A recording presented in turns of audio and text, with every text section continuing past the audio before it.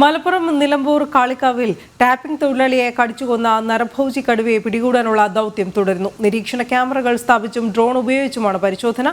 കടുവയുടെ കാൽപ്പാടുകൾ കണ്ടെത്തിയെന്ന് വനവകുപ്പ് CF ഉമാറ്റി പറഞ്ഞു. കൊല്ലപ്പെട്ട ഗഫൂറിന്റെ പോസ്റ്റ്മോർട്ടം റിപ്പോർട്ടും പുറത്തായി. ശരീരമാസകലം പല്ലിന്റെയും നഖത്തിന്റെയും പാടുകളും ആഴത്തിലുള്ള മുറിവുകളുമുണ്ട്. കടുവ കടിച്ചു കൊന്നതാണെന്ന് സ്ഥിരീകരിക്കുന്നതാണ് ഈ വിവരം. കടുവയെ കണ്ടെത്താനുള്ള ദൗത്യം ഇന്നലെ വൈകിട്ട് മുതൽ തന്നെ ആരംഭിച്ചിരുന്നു.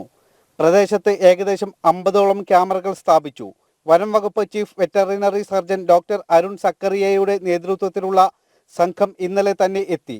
വയനാട്ടിൽ നിന്നുള്ള കുങ്കിയാന കുഞ്ചുവിനെയും സംഭവസ്ഥലത്ത് എത്തിച്ചു. മറ്റൊരു കുങ്കിയാന കൂടിയായ കോന്നി സുരേന്ദ്രനും സംഘത്തിനൊപ്പം ഉണ്ടാകും.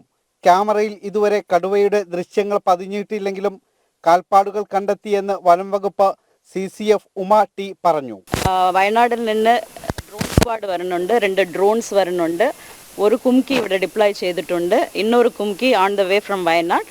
പിന്നെ 50ഓളം ക്യാമറ ട്രാപ്പുകൾ ഓൾറെഡി നമ്മൾ ഡിപ്ലോയ് ചെയ്തിട്ടുണ്ട്. അതിനുള്ള ദൃശ്യങ്ങൾ നമ്മൾ നോക്കിക്കൊണ്ടിരിക്കുകയാണ്. അപ്പോൾ ഇന്നത്തെ ദൗത്യം നമുക്ക് അണിമലിനെ നാരോ ഡൗൺ ചെയ്യുന്നതാണ്. അത് എവിടെയാണ് അതിൻ്റെ ഹൈഡിങ് പ്ലേസ്, അതിന് നാരോ ഡൗൺ ചെയ്തിട്ട് അത് നോക്കിയിട്ട് അതിൻ്റെ ഫർദർ ഓപ്പറേഷൻസ് നമുക്ക് ചെയ്യാം. അതേസമയം കൊല്ലപ്പെട്ട ഗഫൂറിന്റെ പോസ്റ്റ്മോർട്ടം റിപ്പോർട്ടും പുറത്തു വന്നു. കഴുത്തിൽ ആഴത്തിൽ മുറിവേറ്റിട്ടുണ്ട്. പൃഷ്ഠഭാഗത്തു നിന്നും മാംസം കടിച്ചെടുത്തു. ശരീരമാസകലം പല്ലിന്റെയും നഖത്തിന്റെയും പാടുകളുണ്ട്. കടുവയെ പിടികൂടാത്തതിൽ നാട്ടുകാർക്ക് ആശങ്കയുമുണ്ട്. നാട്ടുകാർ വളരെയധികം ഭീതിയിലുമാണ്, അതുപോലെ തന്നെ വളരെ ആശങ്കയിലാണ്.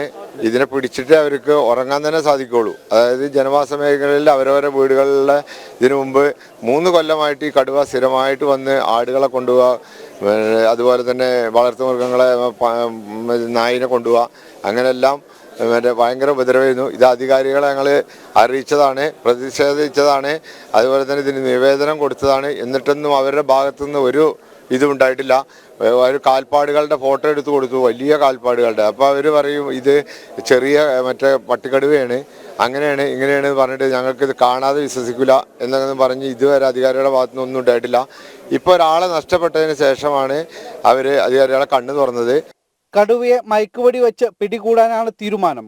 വ്യത്യസ്ത ഇടങ്ങളിലായി 5 കൂടുകളും സ്ഥാപിക്കും. ദൗത്യം ഇന്നലെ മുതൽ തന്നെ ആരംഭിച്ചിരുന്നു. പക്ഷേ ദുർഘടമായ പാതകൾ തന്നെയാണ് ദൗത്യ സംഘത്തിനു മുന്നിലെ വലിയ വെല്ലുവിളി. കാളിക്കാവ് നിന്നും ശിവദാസ് കന്മനം, ജനം.